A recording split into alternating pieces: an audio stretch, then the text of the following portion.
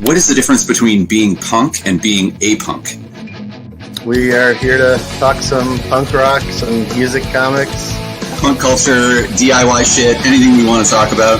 That's what fascinates me. Give me everything. Absolutely everything. I find that music and comics have always been intertwined. Muckspout. Chicks dig it. Don't worry.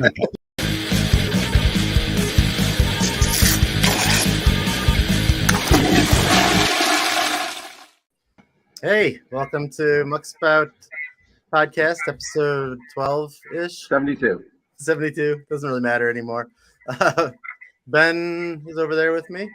And today we're going to be talking about the comic book Drumsticks of Doom with creators Jon Westhoff and Dan Dougherty. There they go. Came ready. Dude, those covers look fucking sick. Yeah. So we got the third issue dropped on Kickstarter just a few days ago, and we're stoked for it. I want to start out, John, by saying that I should have had your comic on my top 5. I admit it. You should have got the hat trick. I sat and read through the first issue with the second issue, and I was like, you know what? I fucked up. So. Yeah, and I'm glad you addressed that right away, because that was obviously people were waiting for. They've seen our online debates. You know, we made 3 of the Muckspout hosts top 5 lists. We couldn't make it on all 3. It's been a battle ever since. It keeps me up every night. So I'm glad that you said that. You know. I was being a dick. My bad. Nah, it's all right to have diverse lists. You know, don't want to let our heads swell too big. You know. Well, I sent him a parcel with a turd in it in the mail after he put up his list of comics, just out of spite. Yeah, it's been really ugly around here in the background. So, but then John did that flattering review of my comic, and I was like, "Ah, damn, this guy's." I know how to get revenge. That's great. So, John, you want to kick it off by telling us a bit about the book? Yeah, so the main book we're here to talk about. We got our my co-creator here on Kickstarter right now. That's right. There is, but we're here with my co-creator, artist extraordinaire Dan Dougherty, and he and I are working on the book Drumsticks of Doom. If you haven't heard about it, again, it's on Kickstarter until March 8th. March 10th. So go ahead, catch up if you're listening to this later. But the basic pitch is this: Black Sabbath, not the Beatles, became the most popular band in the world, and thus the universe was changed forever. Heavy metal rules the earth, but our main character Lana, she just wants to be in an indie rock band and make music. And how do you do that when the world is dominated by heavy metal? And that's where, of course, our story picks up, where she finds a magical pair of drumsticks, and how does that play into this? And that's what it's about. So is she saving the world from heavy metal? Is that the idea? Well, I wouldn't say that heavy metal itself is a force of evil. I think as hopefully as the story goes on, you can say that anytime something gets too much power, it gets out of control, and even heavy metal could be like that. As much as myself and my friends growing up, all said, why don't people listen to our bands? And why don't, it's like, well, what would happen if we were on the other side of that? And we were, the most powerful force, and we were, played at presidential inaugurations and on popular radio and all that.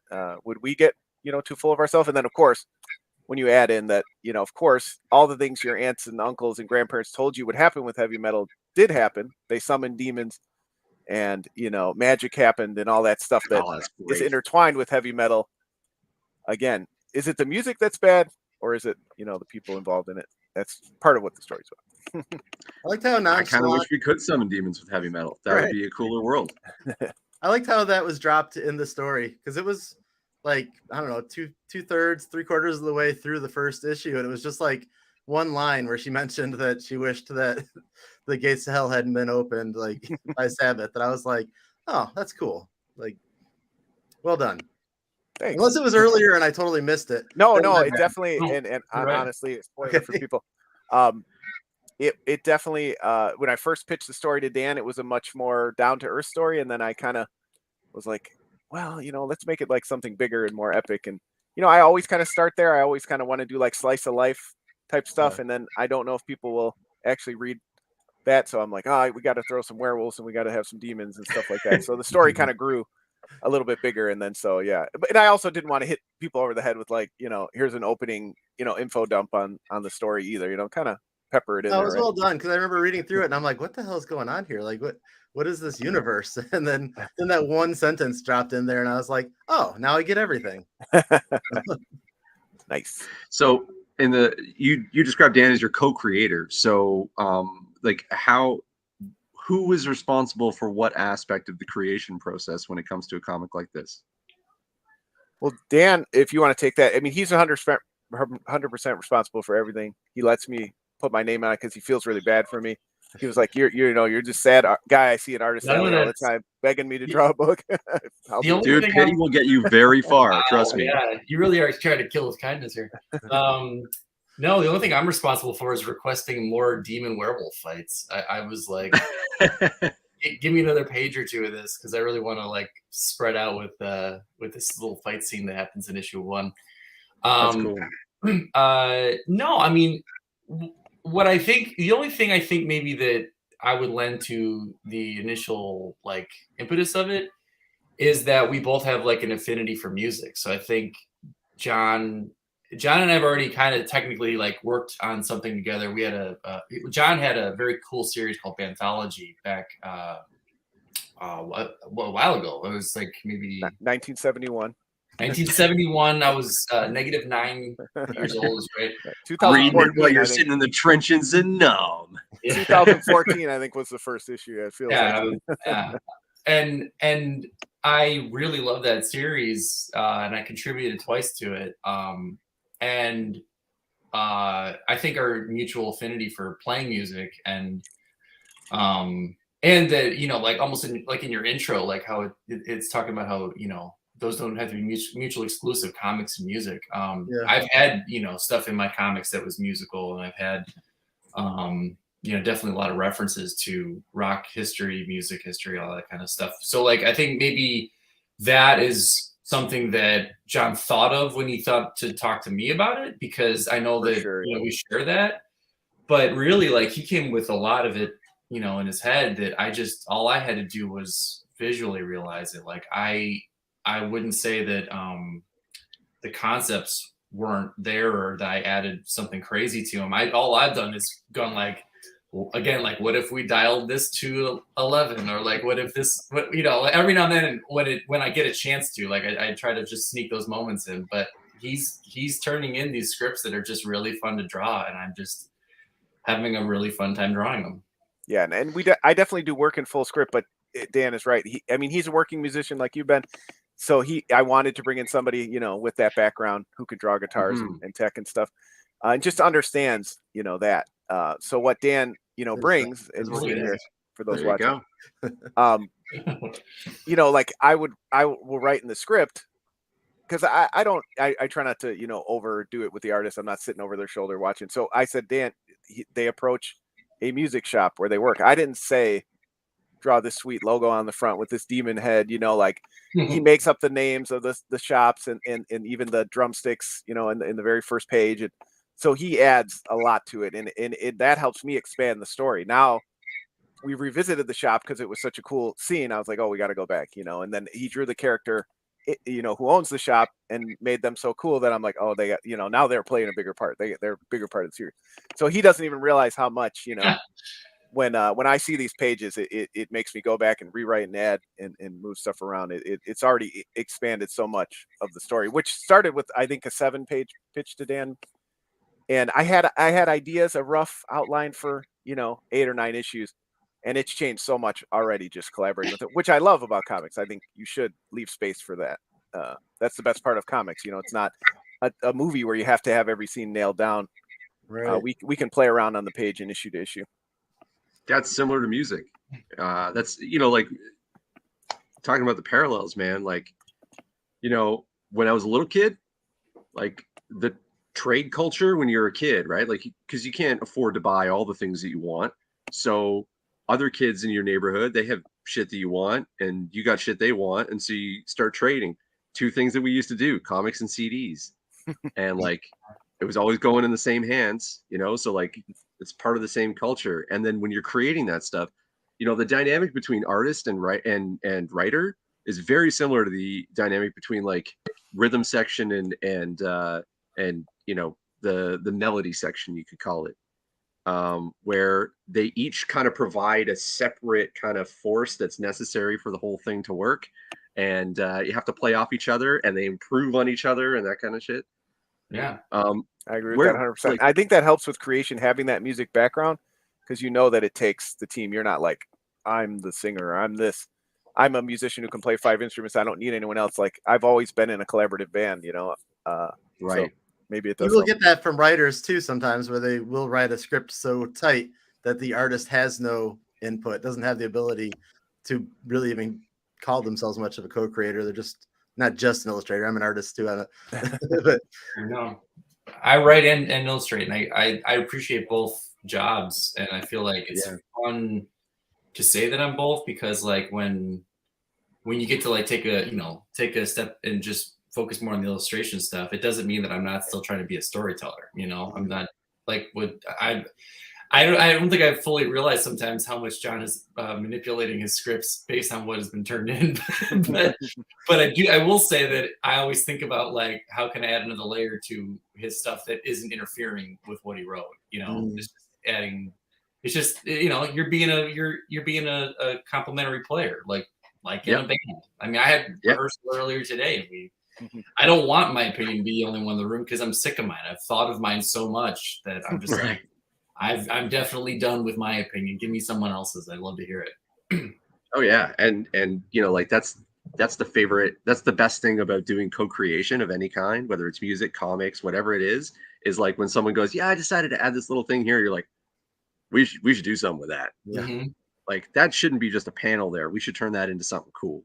And you do that with music too, where someone plays a little thing and you're like, that should be part of the solo, you know? Yeah. I love the way that it just kind of naturally develops. So how did this start in your head? Like, what was the catalyst of the whole concept? Yeah, you said that you started out like much smaller and built up big. Like, what was the small picture? The very small seed of the idea was it was basically at a time where I was transitioning away from making music, which I had done since I was, 14 years old, and early 30s and family, and it just wasn't really in the cards anymore. And I was starting creating comics, and that was becoming my creative outlet. And I kind of just had this idea of, what does that look like? Similar to like Kevin Smith movies, where he writes, where he's at, at that stage in his life. And that was the story. It was really about somebody's journey through music. And sometimes, Dan was again a big inspiration. He's heard me say this before. He did a short story called "The Beast in Me" for Banthology 1, which everyone should pick up. I'll send you a digital copy. It's been long out of print. And it's about when you get that feeling of playing live on stage, and he just captured that thing that only someone who's played music knows, and how if you don't get back there, how that feels. And that was me. I never got to that stage, and it was kind of like, am I okay with that? If I never play music again. And I never really had this lust to go on like world tours or anything like that, but it really was that, again, they say, write what you know. And I was like, well, this is what I know. I wanted to be a musician. I wanted to really see my friends in my band make it for each other. And it just never happened for a million reasons for a lot of us. But I'm still happy with, where it brought me as a person and all the hours I put in. So that was where the seed started, that feeling of, am I ready to move on from this? And then again, I didn't know if I'm not Jaime Hernandez. I don't think people are going to read my emo, sad sack stories about I didn't make it as a drummer. So I was like, yeah, you got to throw some werewolves in there and make people excited about it. You'd be surprised, man. I've read some real good slice of life stuff that, and I have too. And I love that stuff. I love that stuff. But I was just like, you know what, let's make it. And then I was like, I was listening to Man of War one day, and I was like, man, what if these lyrics were like real? Like, what if we really lived that shit? And I was like, oh, these stories are the same. Put them together. Yeah, very cool, very cool. So you were a drummer? Yeah. I still have the drums in the other room here, trying to get the kids to do them up. But yeah, I did play some drums with good friend Don Cardenas on the intro video for the Kickstarter. Dusted them off. Cool. And I was like out of wind after like 2 takes. I was like, oh man, it's been a minute. So, as a fellow drummer, why the sticks? Why not a kit or a particular drum? Well, again, because I can't remember why, but there's a very short instrumental song by Manowar called "Drums of Doom," and I was like, "What if it was Drumsticks of Doom?" And then I was like, "What if the drumstick was like a magic wand?" And I was like, "Yes, that's it. That's the story." And again, then mashed it up with this sad story that I had. I mean, I like it because it's I mean, it's portable. You can walk around with it.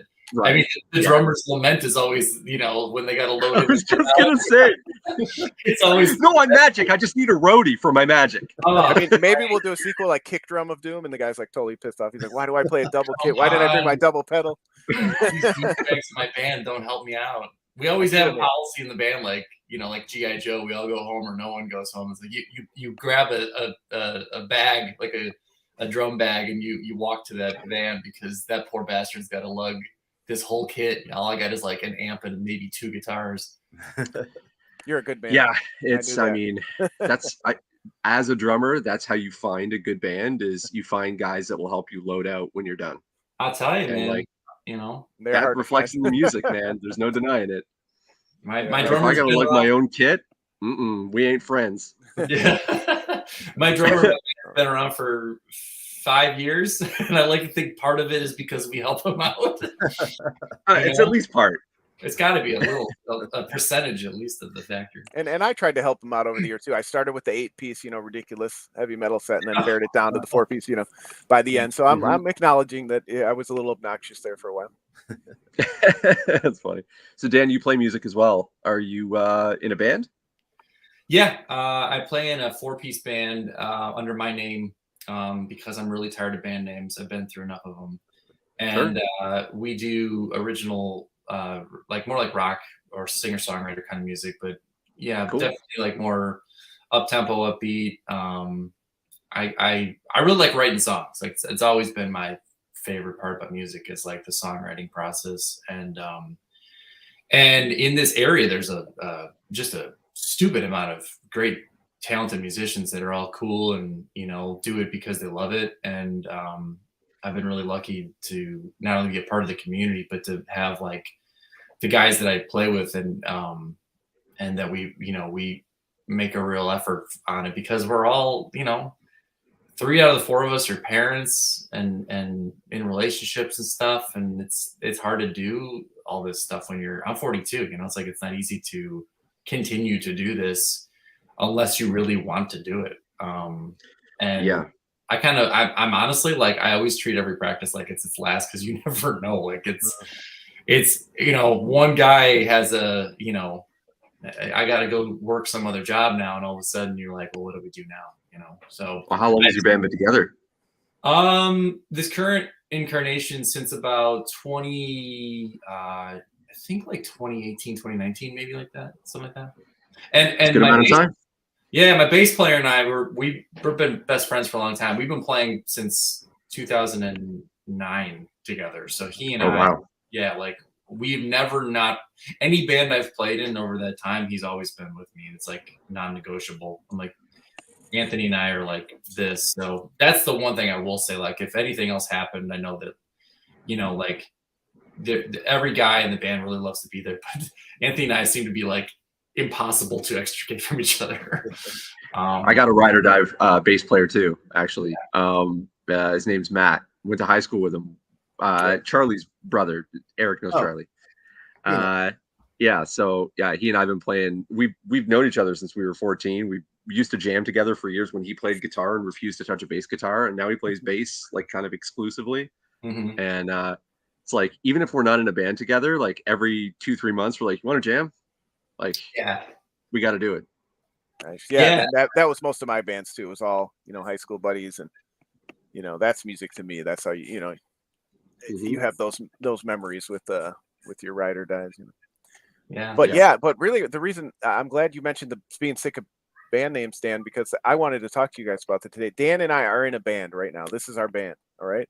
Yeah. Should comic should we get into these debates about should the letterer be on the cover and all these. Should we just have band names on comics? That's what I wanted to ask you guys today. Actually, I don't. Should we be the Dan Dougherty and the Destroyers present? Drumsticks of Doom? Like that's too many D's, but you get what I'm saying. Yeah. I'm personally not too into like having lists of creators on covers, anyways.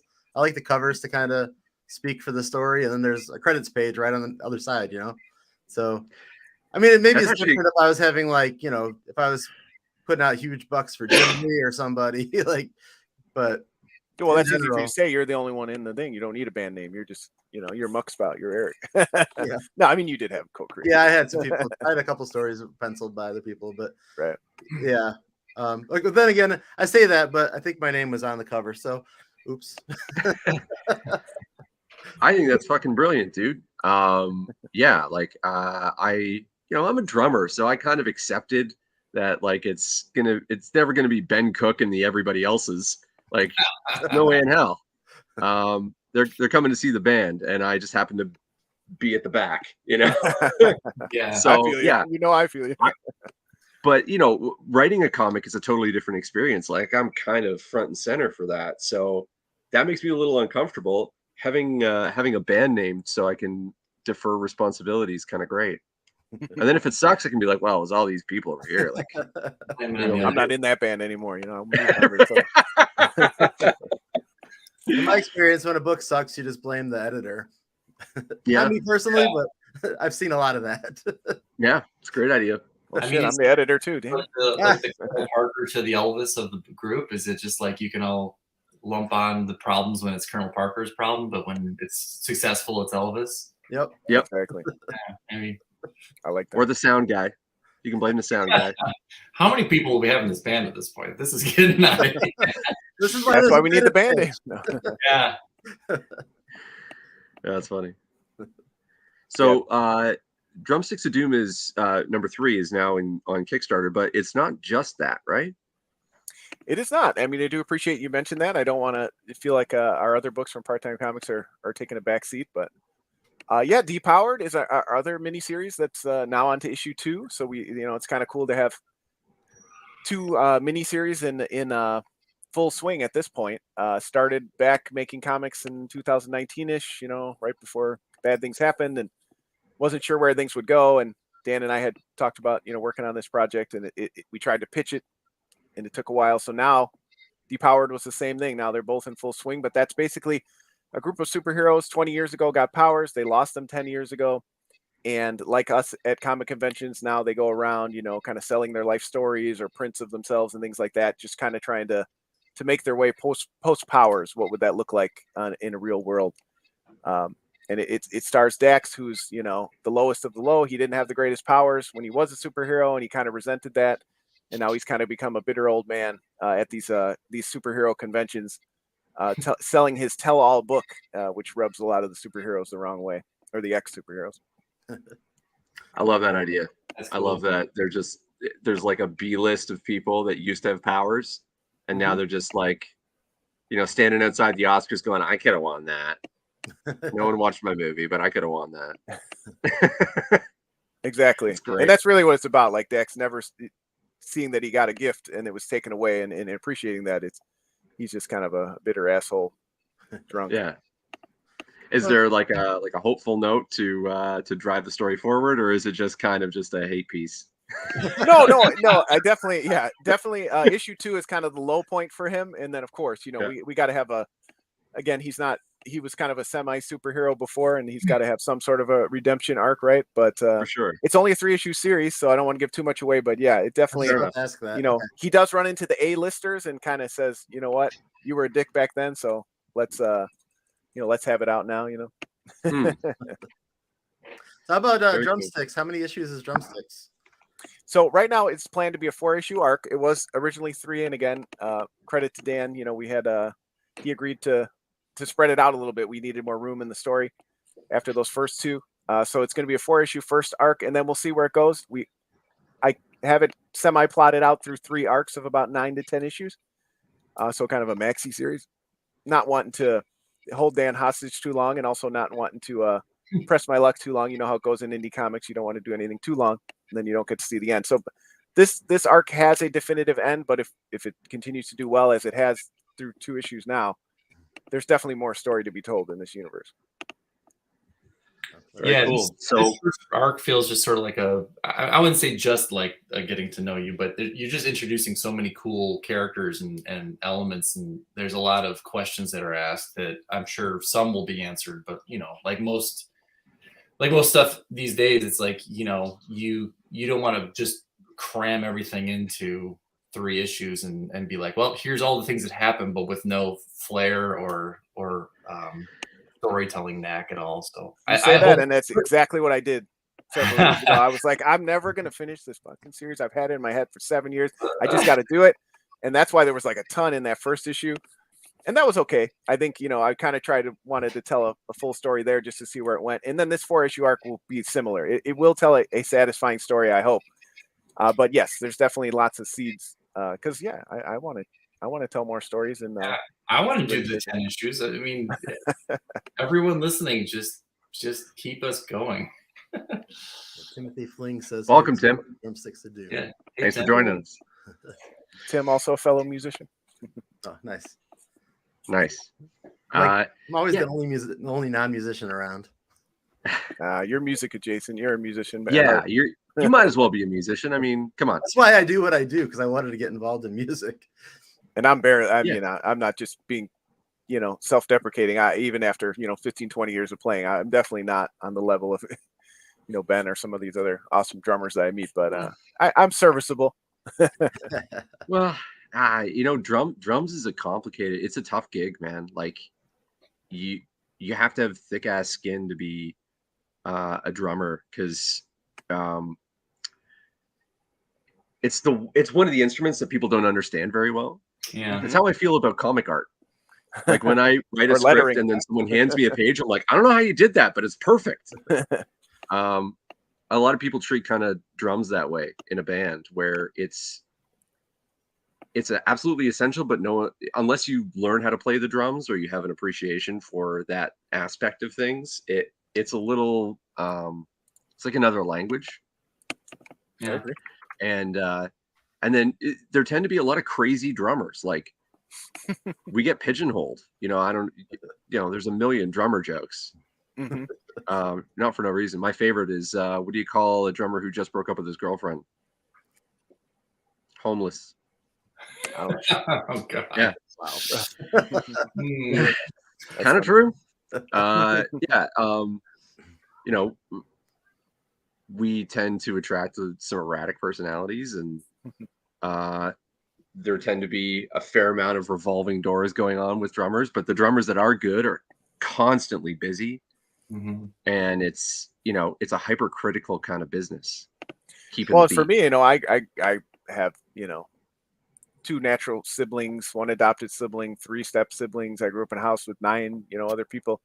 Wow. I thankfully had amazing parents who would let us play and practice there, but that was a challenge of it too, finding the time. And then for sure, you move out and you're in a townhouse and the neighbors don't want you playing. There's all kinds of challenges. Now it's better. There's a lot of cool electronic stuff. And, never practiced enough, never. But again, for me, it was more of a social connection with my friends, and I felt like I did.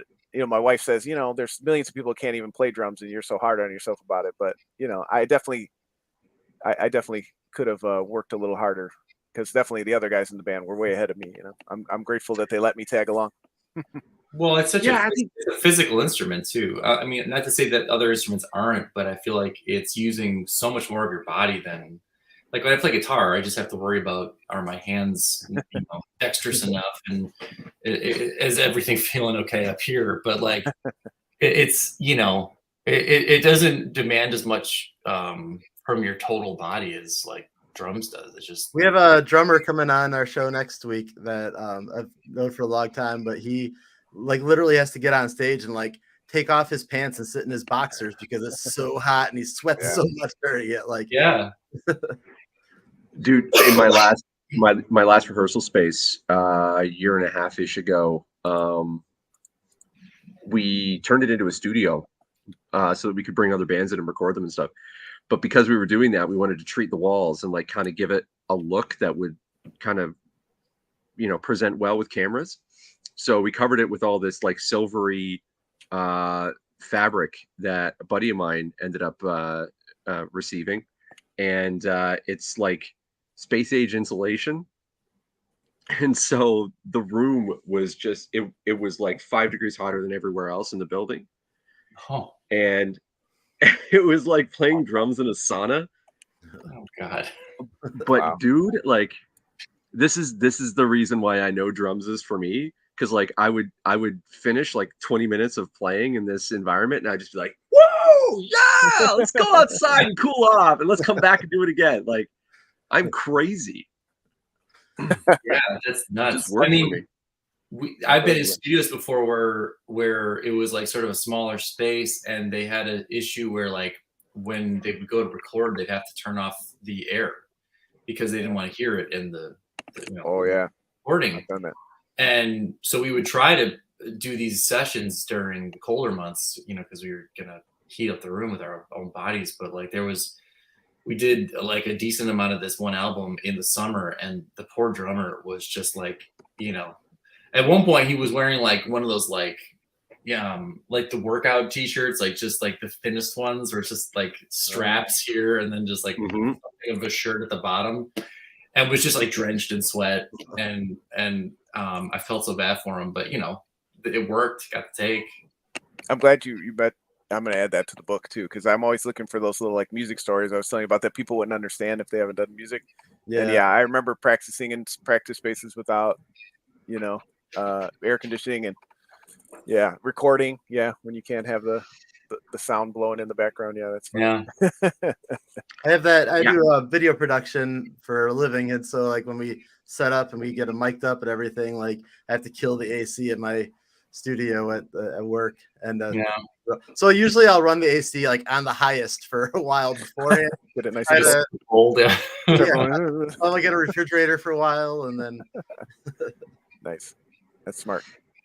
so I'm Yeah, guessing, all we had in that rehearsal space was just a little fan, like about this big, that right behind me that blew on the back of my head. So there's this one cool spot on the back of my head, and everything else like. That's what I always had for playing live too, like this little 6-inch, like it was like saved my life. I think I still have it in the crawl space here. It's like the fan that saved my life all these years. Yeah. So Dan, I'm guessing heavy metal got you into John, heavy metal. Dan, what was your music influence? Mine actually probably would be more like the Beatles. My household growing up, my mom is still a huge Beatles fan, like just massive, knows everything, almost to the point of like, okay, mom, take it easy. Like when she learned that there was this like thing where you could put like a Google notification when any of the, anything like search words that you typed in would yield a result. She literally typed in like every Beatle and their children and Yoko and George Martin and everybody, just in case some crazy story. And her phone would just be like, you have 10,000 messages. Like, so that's the level we're dealing with when it comes to Beatles. Has she been out to the Hall of Fame's Beatles exhibit that's going on this year? No, is it local? Is it no? It's Cleveland, the Rock and Roll Hall of Fame. Oh yeah, no, she's been to the Rock and Roll Hall of Fame though, and she saw what they did have at the time. Yeah, they have like a permanent Beatles exhibit that's great, but they have a Get Back exhibit right now. They just extended it through the end of the year, but it's pretty cool. Like I don't even know how to explain some of it. Like it's a really cool experience. Sure. I think I just heard your mom order a ninja suit on Amazon so she can sneak in the back, steal a bunch of stuff. It's accurate, yeah. I felt very like proud of myself that I got to tell her that Get Back, that the show was coming on to Disney Plus. I'm like, do you have Disney Plus? No. Well, let me help you with this. And I'm like, I have an account. And she was like, oh my God, and you're telling me it's 8 hours? And then I didn't hear from her for 8 hours. She was watching the Beatles.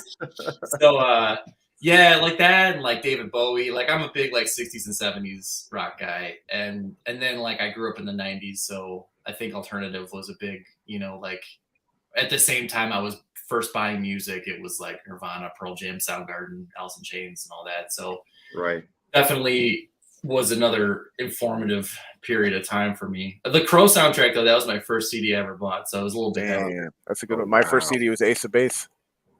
Nice. And we're the same age. Rough. We're the same age. I didn't realize I was the heavier one of the two of us. Well, you started out better. Yeah. I think my second was Pearl Jam's 10, and then I got Nirvana, and they were the gateway, you know. If I can remember my first CD, I would probably lie about it, to be honest. I probably should lie about it. I don't know why I tell people that. I'm trying to avoid an I saw the sign joke. So, so what was it about the Beatles and Bowie that kind of like gripped you? Well, I mean, just the raw songwriting of it. I mean, you can. I think what's cool about those guys is that if you stripped it down or you had somebody else play it or whatever, you still recognize the songs. Whereas a lot of times, I think even with a lot of things that are a lot more like genre based, like like with punk and metal and like to me, like a good metal band and a good punk band is a lot like the Beatles or a lot like David Bowie in that like there's something in there that is like universal, and if you had anyone else play it, as long as it's still in there, it's still the song. To me, like bad versions of those genres are the ones where you're like, this could be one of 30 songs. You know what I mean? Like I can't even tell really. So the uniqueness of those guys, and then I just really like how innovative they were. Like I like the history music. I like a lot of like hearing about eras that we didn't live in and trying to figure out why something was so immensely popular or revolutionary. And when you get that context and you're just like, oh wow, like they were the first to do this. They were the first, like Lennon's plugging directly into the soundboard to get try to blow the mix out with Revolution, or like, Bowie's doing all these strange.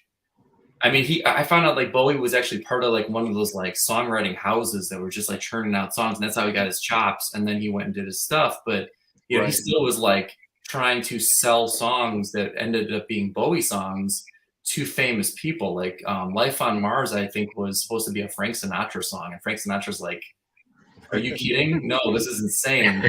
And then he tried to sell "Golden Years" to Elvis, and Elvis was like, no, but it became huge hits for him, like because he just knew how to, he knew he had a good song on his hands. He just was like, all right, I'll do it myself then, I'm sure you saw Moon Age Daydream then, right?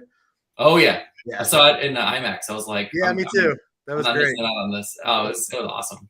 It was. It blew me away though, because I never think about him as being like contemporary to like the Beatles and all that. Like, yeah, I know it, I guess, but I don't ever think about that because he was so big, like in my childhood and stuff, and it was not the Beatles. Like he's only like a few years difference in age from like John Lennon and stuff. Like right. It, like Dan said, he was doing a different path in music, so he didn't. And didn't he have like a million albums before he had a hit too? So that stuff fascinates me too. How the people's course.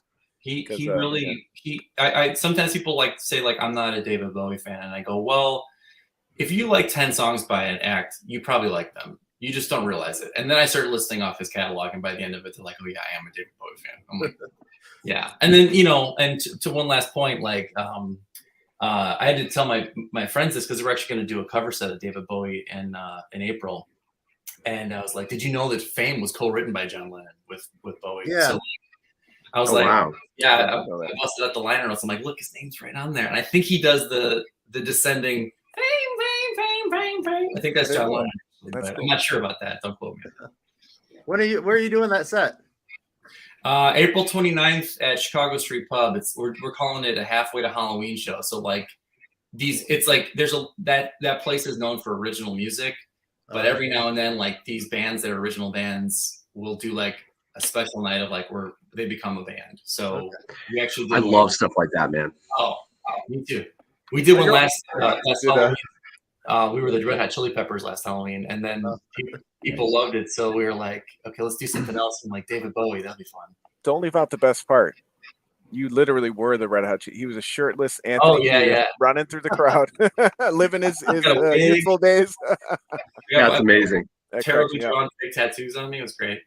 Did you guys just all wear socks? Is that the deal? We didn't go that far. But I did I ruined a pair of shorts that I had because he's currently touring where he's got like a lightning bolt spray painted on basically where his junk is. And so I grabbed a pair of very good black shorts that I had, and I screwed it up the first time trying to paint it. Then had to cut some pants that were black pants, and then correctly did it. So I ruined two pairs of pants, two shorts and pants to get the right effect. But we really were all in. We were in for That's dedication. Yeah. Wow, I'm gonna have to try to check that out at the end of April. Cool. It's very So when fun. you guys do your Bowie covers, were you all going to dress like different versions of David Bowie from the years? That's exactly what we're gonna do. Oh, Yeah, dude. that's amazing. Yeah. Dan gets to be Ziggy Stardust. Yeah, I'm doing the powder blue suit with the red hair and the makeup and all that. That's the one I think I want to do. But Nice. You guys ever watched the show Flight of the Conchords? yes, Yes. The David Bowie episode is probably my favorite episode of the entire show. it's the first. That's the only one. It's not the only one, but it's the one I remember the first and the fondest. Yes. Right. It's a So great Yeah. fun. I saw them live. They were amazing. I missed them too, man. I love that show, Yeah. and I listen to that soundtrack probably as much as I do any other music. Yeah. The two seasons like so good. It's really great. Have you ever seen the Ricky Gervais extras clip with David Bowie? No. Yeah. No? Oh, that was so hilarious. It's so funny. David Bowie was very funny. Like, Yeah. if Yeah. if you know what I'm talking Sorry, go about. Have you seen that one, Ben? I have not personally, but I have seen him in comedy stuff. I think he did an episode of Curb as well. Yeah. And I love that. yeah, I think he's just like hilarious. Every time I've seen him. Oh yeah, he did Zoolander as well. He was great in Zoolander. Oh, Remember he was the judge for the walk-off? Walk off, yeah. Walk off.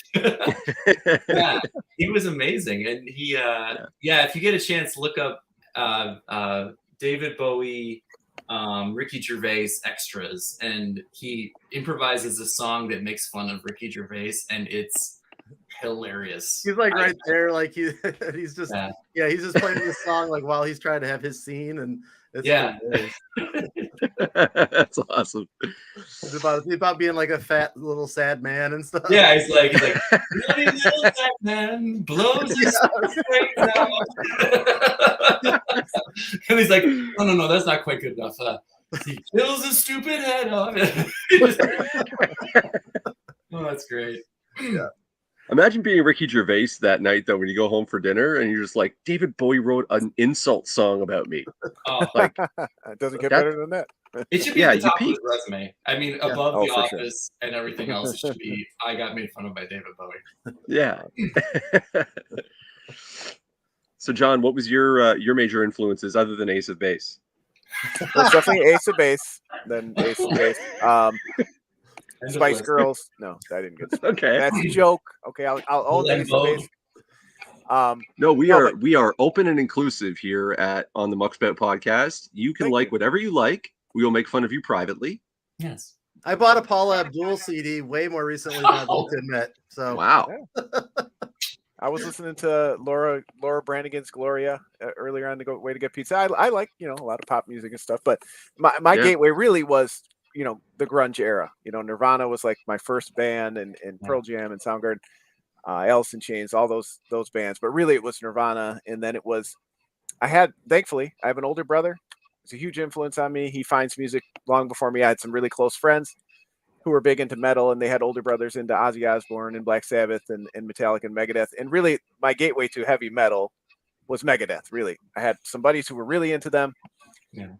I think Euthanasia had just come out, and Countdown to Extinction, a couple years before, and they were really of the big four. They brought me into metal, and then it was Pantera and all the other bands around that era. And then really, for a lot of years, I went off into the kind of the death metal, Deicide and Cannibal Corpse and stuff like that, and just really being real edgelord in high school. And look at me, I wear these shirts with eviscerated women on them and stuff. And then after high school, found the new metal and hardcore and stuff like that. That was kind of my journey through metal. Cool. So, in terms of do you still listen to that stuff, or have you moved on to other things? No, and that's part of what's in the book too, is kind of accepting that you don't have to be like all in on one thing. Like again, Yeah. If I was, Manowar was real and we all had to be brothers of metal, that's all we would listen to, right? But for me, I've been really into, a lot of singer-songwriters. I've always been, my two favorite bands of all time are Primus and the Talking Heads. So I feel like I've always kind of, liked weird music, and I love bands like that. But, nowadays I'm more likely to listen to like St. Vincent, and Dan actually, as we started the book, introduced me. He and I are seeing the amazing, talented Weissblood and her band, Natalie Maring's band. And I love, female vocalists and female-led bands. That's been a big part of my late 30s and early 40s. So Dan and I are actually going to see our first concert together. Very cool. That's real, man. But yeah, I tend to listen to more stuff like that. Angel Olsen is I'm a big fan of. I'm in my soft emo phase, Yeah, there's an artist that kind of straddles both the heavy and the singer-songwriter kind of folk music influence in a really powerful way. I'm like obsessed with her right now. I have ADD, so I get fixated and then I go on deep dives, and then I don't come up for air for like 6 months. So right now I'm like obsessed with Emma Ruth Rundle. I don't know if you know who that is. I've heard the name, but I haven't dived into her catalog. So she has a bunch of solo stuff. She also has a project called Marriages, which is really cool, and it's kind of like in that sort of metal but with something to say kind of space. And then she came up in a largely instrumental band. I believe it's Pelican that she was in, and Pelican are really cool. If you're into instrumental music, they're really cool. I'm looking her up right now. Emma Ruth Rundle. Yeah, that's her. Rundle. I'm gonna check it out. But her solo stuff, I love it to death. Like I wouldn't even call it a guilty pleasure because I'm kind of proud of it. But like I have a thing for female folk music and soft, like emotional, like Fiona Apple. Oh. I love her to death. The early stuff. And there's you guys know Metric? Yeah. Yes. So Metric is like a dance pop kind of rock band, but they have a bit of a sarcastic, cynical edge to them. So they're like kind of making fun of the fame and fortune kind of stuff a lot of times, and talking about the pitfalls of it. Anyway, they're from Toronto. They're quite successful, like North America wise. The lead singer, Emily Haynes, has her own solo project called Emily Haynes and the Soft Skeleton. And it's just, the first album is just her and a piano, and that's about it. And it's beautiful. Mm-hmm. And like one of my favorite albums of all time. Nice. Yeah. Thanks for the recommendations. Yeah. And part of this is also going into the book too, is like realizing in my late 20s that you don't have to be the metal guy. You don't have to have guilty pleasures, right? You don't have to anything. You can like anything, right? Especially in music. Music is the best thing human beings can do. Why not enjoy as much of it as you can? Certainly there's some kinds that I don't get into, but I try not to, like you said, Ben, we'll joke with each other, but I try not to shame people about music because music is great. Some of it is sugary and overproduced or whatever, like you guys were talking about on the show a couple weeks ago, how the music industry is. But certainly in this day and age, there's so much amazing music, just like comics. Every week amazing new bands come out, just like amazing new comics come out. If you're looking for it, you can find it. Just put a little effort in, and like you said, share with each other what you love and enjoy. And music is one of the best things humans can do. So that's part of what got us talking about even doing a show and stuff. Was just there's so much good music constantly coming out, but then you also hear people constantly saying, there hasn't been good music in 20 years or whatever. Like they say the same thing about comics, and I'm like, you are not even trying, because literally world-class comics come out every day. Or you're not hanging around the right people. You're stuck in a rut. Now I am also like Ben. I've never been diagnosed, but I do. Like I will listen to the same album or 10 songs until it's like in my very soul. So I have trouble with new music. It takes me a while to move on, but when I do, I love and I have some great lifetime friends who just constantly. I don't even have to try because they're like, listen to this, you like this, and it comes pretty easy with my peer group. So I think a generational thing. I feel like we were raised in a different way where you thought when you were a kid that there was going to be like a dozen bands that you're going to listen to for the rest of your life because they were so they got you. And then like the sharing of music and the ability to make it easier, like people didn't have to go to a studio necessarily to make it. Like, or we don't have to buy CDs now and burn them for each other. You don't have to make you don't have to make merch to actually share your music. I mean, the flip side is that you don't get to be one of those elite few bands that gets to cut through, right, and gets more attention, but you get to make the stuff. And I think that like that to me, I guess is a better trade-off, you know, than it would have been a bummer if I never got to record the albums I've got to record because I was priced out of it, you know. Yeah. Well, you know, I would also say though, like as a fan of music, if I had never had the opportunity to perform or take it to a level beyond just, you know, a lover of the art, there is a bit of a downside to the digital sharing universe, which is communities don't form as organically as they used to, and scenes don't happen in an actual space with actual people as often as they used to, because you don't have to go outside to hear the music. I literally just had a conversation with a friend of mine the other day where he was saying that he likes to sit and listen to the record and he enjoys that. And I was saying that, like, as a musician, I need a crowd to take it somewhere. Yeah, the in-store concerts were always really sweet, and you don't see those nearly as often. Yeah, right. No, I think you're right. This internet world we live in now, it has its definitely its ups and its major. But being able to create, like, there's a lot of barriers that aren't there now. Like that's true. Saying, like even with comics, I mean, like as soon as I can actually print a comic on my own, I was like, holy shit, like this is amazing. Yeah.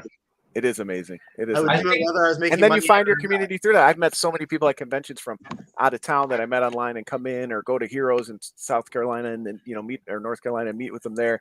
So there is a way to find your tribe, but yeah, it is different these days. Well, but that's where I think. Oh, go ahead.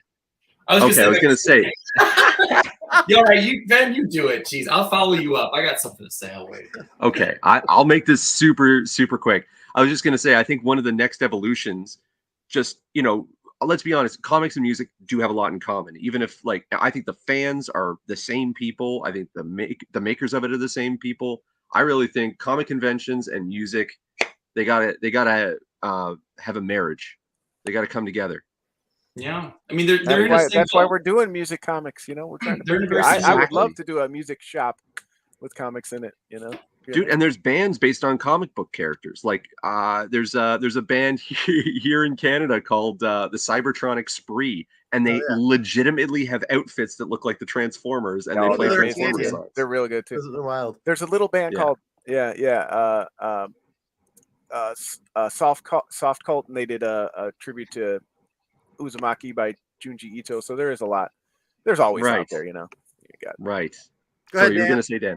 Oh, Dan. Well, I was gonna, you know, circle back to, you know, why we're all here and say that, like, I think the big thing that comics and music both share is that, like, you know, a lot of people can potentially consume comics for free and music for free and not think of that as anything more than just like a service that, you know, that they consume without really having a relationship with the creator of it. And I'm not saying that like money is a way to have a relationship, but it is a way to keep the things that you like around. And I always feel like when I like a band or if I like, you know, like a comic creator, and especially if I've already consumed a decent amount of their stuff, like online or in some way, I want to find something that I can get of theirs to like not only put one more flag out for them, but also to support their work. I mean, and I'm not just saying that for, you know, John and I'm saying that like at large. Like we were just at Northwest Indiana Con yesterday, and you know, I'm sitting there, my buddy Raf Nieves put a book out, and I'm like, you know, I know how much work went into this book, and I know how much you know, like blood, sweat, and tears goes into any project like these things. And you have no idea how you can make somebody's day by just getting even the smallest thing from them, just to say, hey, I support what you're doing, and I think what you're doing is cool, and I want to see more of it. So, like, you know, that applies to us, of course, but I think that that's a takeaway that music and comics both share is like, we're at a time where I think it's especially important to find some way to say, like, you know, if I like something, I have to do it one more step to like let people know that I like it so that they might like it too, and keep that going. Yep. Yeah, like I what also you guys are think doing here that on your podcast, sharing, talking to people, having these conversations. We Yeah, it doesn't have to be money. It means just telling people. It's a huge thing. exactly. I also think that we live in a time where the value of the dollar doesn't carry as far, but we can invest in things that we want to see get better and improved. And like one little thing you can do is you can help the creative people in your life, because the creative people aren't just good at making comics and music. They're creative minds, and creative minds are designed for solving problems. So like you should support the creative people in your life, because they end up being more than just content creators. We just got you through the pandemic. Yeah, at minimum, We didn't destroy COVID, but we got you through COVID. Yeah. And I mean, we not including me, but like the creative community requires support in the same way that many other things require support. And I don't think I've had trouble with this.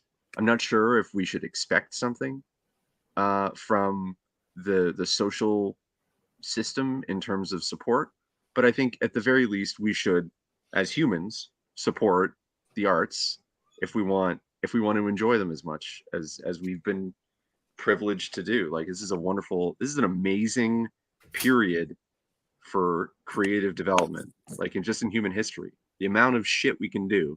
Yeah. We should really try and elevate that and do what we can to help people that are trying to do it. Yep. So I agree. In whatever form it takes, I just feel like Yeah. It also is just about creating the relationship. And again, like I said, I don't think it's even necessarily about just sheer money. It's about the signal boost that you can give something that could use it, because you never know what's going to be the next, whatever, and that to me isn't even necessarily the goal, is to become like the next Walking Dead or whatever, but it is to be able to freely create without having to, stress about all the stuff that gets in the way of it. Sometimes that's part of the journey. Like I don't think Jon could have written some of the stuff that he's written without all of. Same with me, like the obstacles that come along with being a grown person trying to make it in the world. Like with my Beardo series, it's kind of all about the setbacks, right? It's all about like segue. I'm great at segueing today.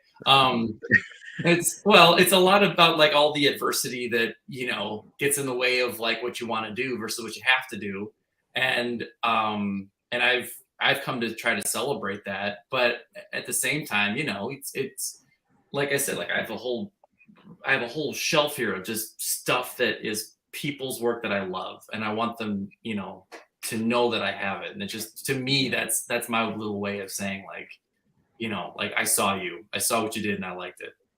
Yeah, totally. That's my favorite thing about live shows, is right after you finish your set and everybody comes up to you and they're like, man, that was awesome. And they tell you exactly what they liked. And you're like, and you can just, I don't know about you, but I make mental notes. I'm like, check that worked, check that worked, check that worked. Go back, compare notes with the boys. Yeah. I'm usually too anxious to remember. I'm like, thank you. Same thing at the conventions. I'm like, I can't remember if people came up and thanked me, or it's still very nice to hear. But that's great. We're doing a show this Friday at the same place I'm talking about, and we've been all winter we've been working on a new batch of songs, and we had this rehearsal earlier, and my buddy Tone was like, maybe we just do one or two of the new ones. I'm like, let's do as many as we can, because I want to hear good and bad what they think of it. Like if they don't like it, I want to know that too. But like, that's the place to put it. Like give it up, give it to the people, let the public decide. And if they don't like it, then we know that we don't have to go record it. Like, we will know like that was a stinker. Versus like if they say like, dude, that was great, then I'm like, that's making the cut. Like that's gonna be part of the set now. And that's exactly. That's the best litmus test you can get for your stuff. That's awesome. Yeah, there's a special feeling when you write a part with your friends that you're like, when you play it, you're like, oh man, people are gonna love this. And then you play it and people start moving and dancing to it, and you're like, I knew it. I knew it. Oh yeah. 100%. Yeah. All right. Well, so what came first for you, music or comics? Me or Jon? Either. You go. Yeah, that's right. Me probably comics. No one's really musical in my family. My brother ended up also playing drums as well, but we were sort of like the only ones that, like we were the first of, I think, and anyone in the Dougherty house or family to try music in a way that I remember, at least. I don't know if there's any secret flute players or something, but I think it was just us. But my mom, she's an artist. She was a painter when I was a kid, and so like my first memories are drawing, and so comics was definitely like my particular avenue into art, and I've been doing that my whole life.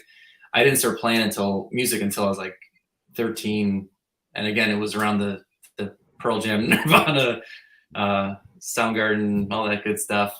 That era, it was like everyone picked up a guitar or drums and tried something. That is true. Yeah.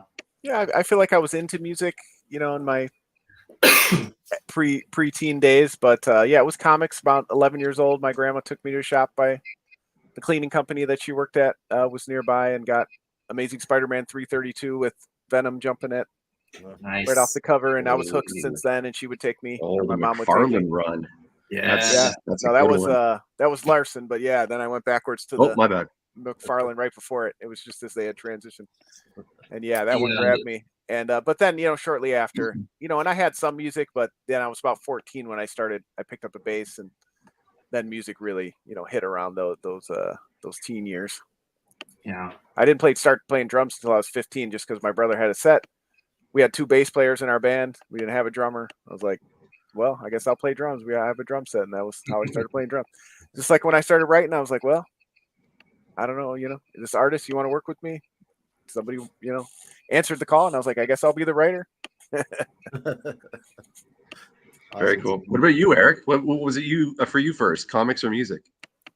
I've been drawing some sort of comics since I was like 7, so it was definitely comics. I remember drawing some ridiculous stories of superheroes getting swallowed by dinosaurs and getting pooped out because I was 7. And I wrote the sequel last week. Yeah, there we go. If you need an artist, let's talk. Some things never change. Dinosaurs are coming back. He's been perfecting his dinosaur turds for years. I think they call that Jurassic World Dominion. Oh, first cut is the deepest. Wow. What about you, Ben? Was it comics or music or? Oh man, it's kind of both. It's weird because my mom was a musician, so like she played in like a folk band in Australia when she was like 16, and so she knew how to play guitar. She used to play me like little, nursery rhymes and various other songs, and we always had the record player spinning something while I was a little kid. My mom had a killer record collection too. So like as I got older, I started learning like, oh, my mom's actually cool. This is all right. But comics were always there too. Like when I was 5, my mom bought me, I don't know if you remember this. This is like a way back 88. They had these big white boxes that were just full of random comics. And it was like $10-$20 to get a box of these. And it was like issue 6 of stuff, you know what I mean? Like there was no like continuity to the stories or anything like that, but there'd be an occasional gem in there, and so like I just devoured those, and then started going to the little local convenience store where they had their little comic shelf, and started picking out Spider-Man, and and then I actually fell in love with comics when I got into university, and read The Watchmen for the first time, and I was like, oh, this is not just a bunch of pictures and bam and boof, like this is a storytelling medium. Mm-hmm. Yeah, that's next level stuff. Yeah. Mm-hmm. But I guess music was like my true love, and comics I've just developed a strong affection for over the years. Oh sure. Yeah, I mean, even if I stopped making comics, I don't think I'd ever stop reading them. It's just part of my DNA at this point. It's been tough actually, because I feel like the more I make comics, the harder it is for me to make time to read comics. But I still try to like once a month have something like, now it's mostly trades, so it's a bigger meal, but it's a longer meal. So I go like, okay, Right. what's your meal this month? And I almost force myself to do it so I don't get too stale in my own, my own little world of what I do. Because it can be a problem not to experience other stuff that's outside of your own, For sure. Yeah. I think it's interesting you mentioned that, because like I'm not an artist. I think I'm the only person here that doesn't draw. Do you draw, John? No. Oh, okay. So maybe you can understand like where I'm coming from, but like I can scratch the writer itch with a newspaper or a book or a comic, kind of anything that has the written word in it. But when it comes to music, I have to be very picky about what I use for inspiration, because if it's just guitar, unless the song, like if I'm listening for like development purposes, it's got to have a strong beat. It's got to have something innovative going on that's going to get me to think about my instrument a little differently. I guess it must be the same for you with comics, where it's like a challenge and an inspiration and kind of educational in some ways. For John, for me, or for you as an artist. Oh yeah, like I try to look at it from every angle I can. I mean, I've for comics, I've worn all the hats. Like writing and drawing and even lettering and all the the stuff that doesn't get a lot of credit.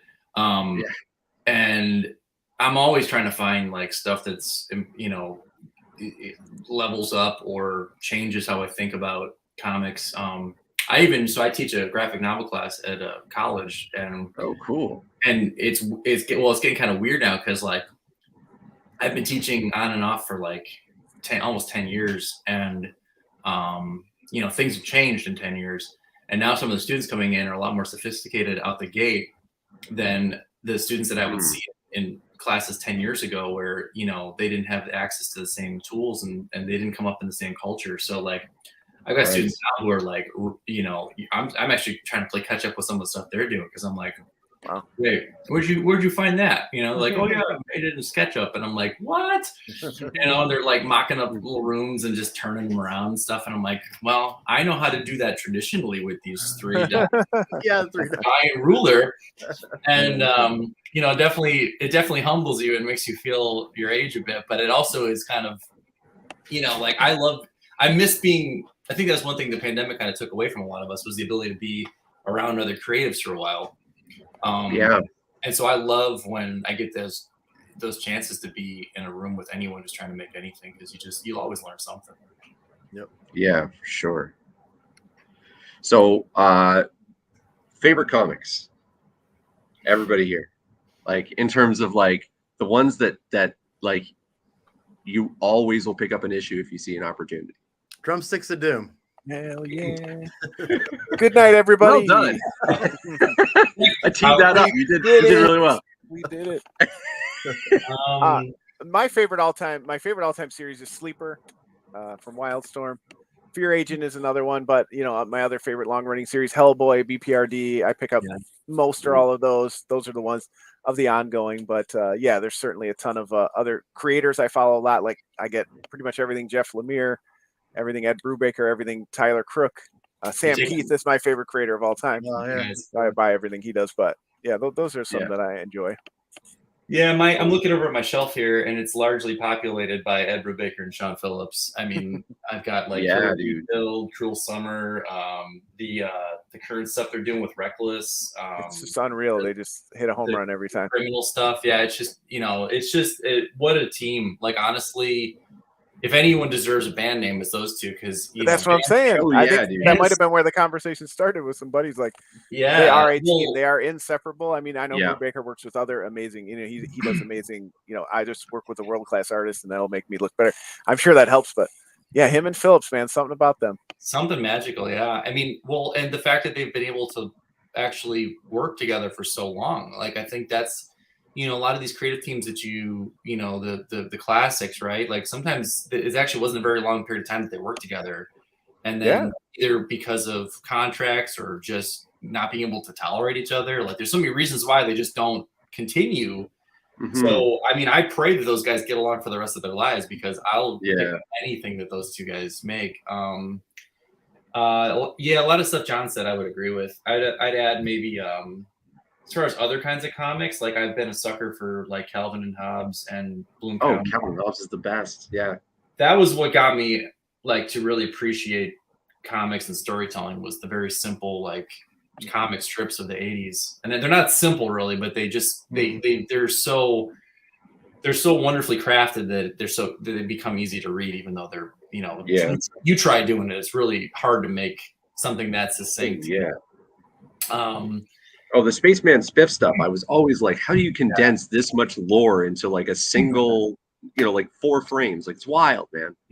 Or anytime he was the detective, you know, like, and he's like, is it that noir kind of vibe that he was doing? I'm just like, man, and it would be so short, but you're like, I could live in this world forever.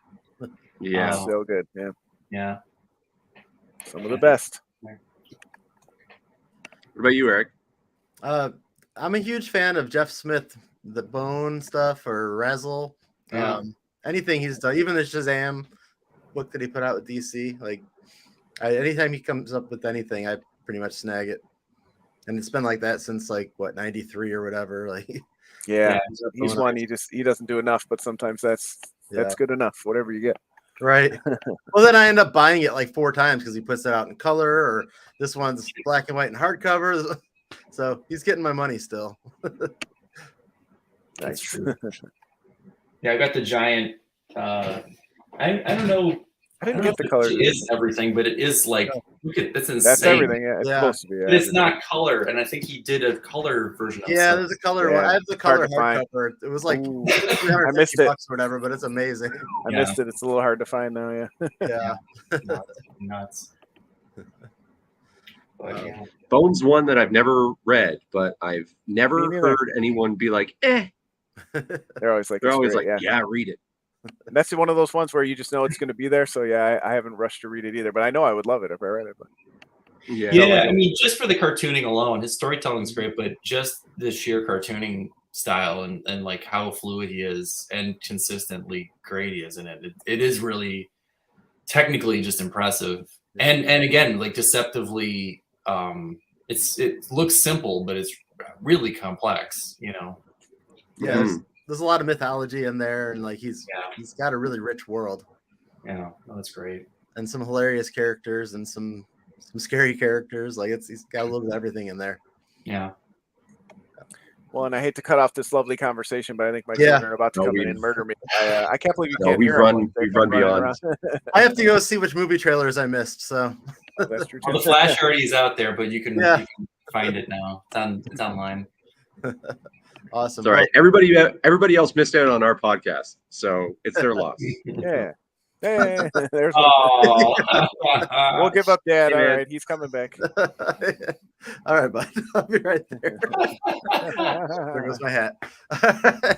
Well, thanks for joining us today, guys. Anybody that's watching, get on Kickstarter and look up Drumsticks of Doom.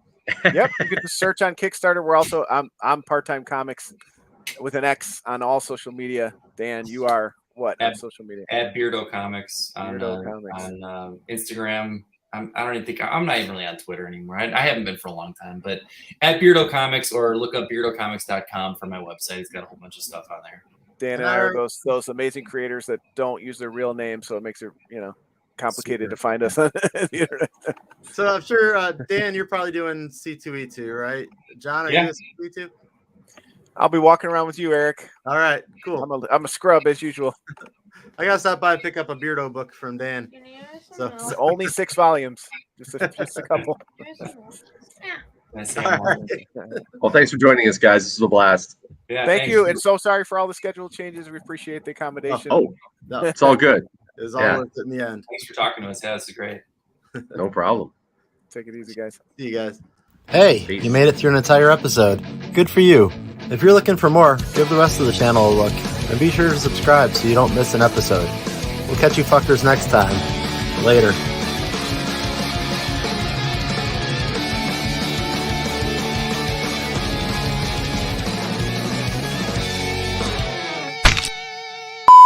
Muckspout.